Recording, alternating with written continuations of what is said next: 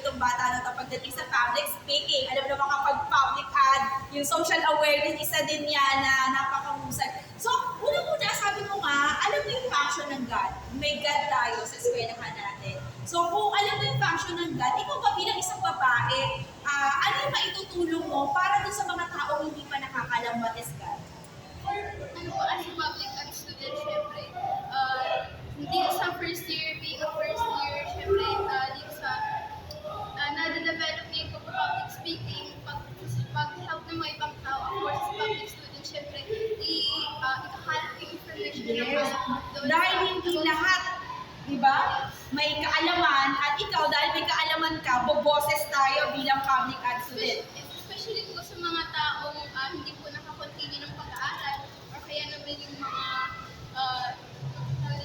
mga lack of education in terms of God po. So, of course, I will give them information about their rights, their protection po.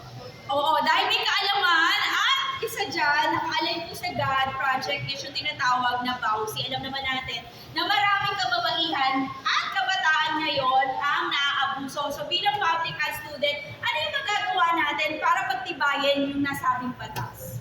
Ang pagtibayin po ang isang batas, of course, Sa pamamagitan ng ano maitutulong mo, ikaw na estudyante ng public ad? Siyempre, of course, may mobile tayo dyan kapag may nakita tayo or may napansin tayo na hindi kaya or may nilalabag na batas ayon doon sa laws na yun. Siyempre, mag-boses tayo, sasabihin natin kung ano yung bawal. Then,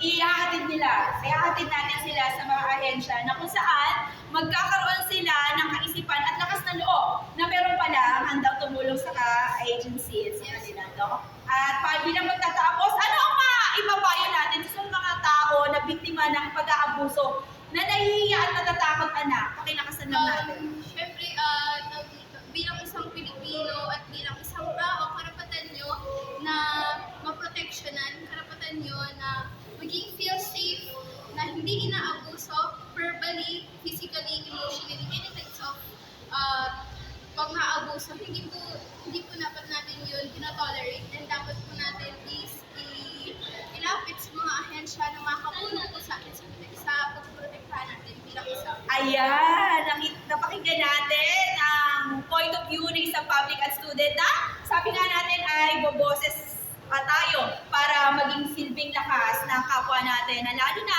kung nakakaranas sila ng pag-abuso. Muli sa God TV,